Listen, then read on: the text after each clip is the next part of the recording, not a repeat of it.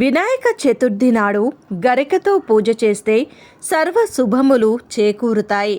వినాయకునికి గరిక పూజలంటే ఎంతో ఇష్టం. ఎన్ని రకాల పత్రాలు పుష్పాలతో పూజించినప్పటికీ గరిక లేకుండా విఘ్నేశ్వరుడు లోటుగా భావిస్తాడు. గరికెలు లేని వినాయక పూజ వ్యర్థమని, ప్రయోజనరహితమని పురోహితులు చెబుతుంటారు.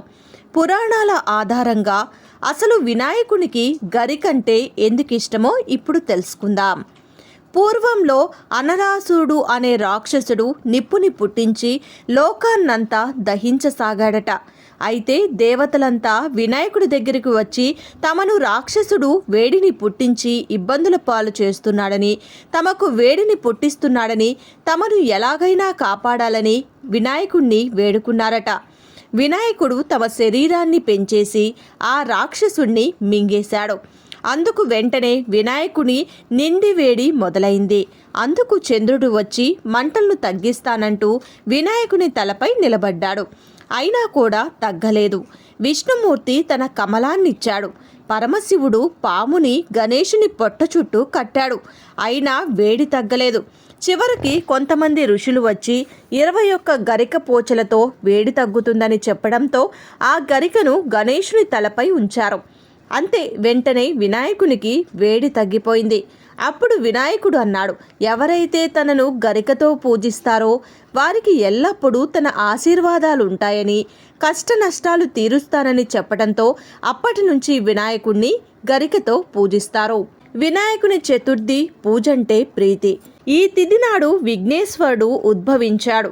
భాద్రపద శుద్ధ చవితి నాడు వినాయక చవితిగా మనం గణపతిని పూజిస్తాం.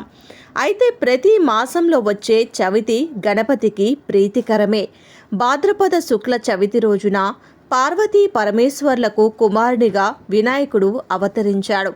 బ్రహ్మదేవుడు సృష్టి ఆది నిర్వహణకు కలిగే విఘ్నాలు చూసి భయపడి పరబ్రహ్మను ప్రార్థించాడు.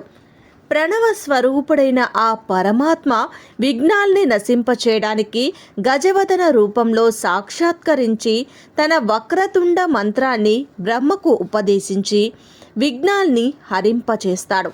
ఇది తొలి ఆవిర్భావమని పండితులు అంటున్నారు.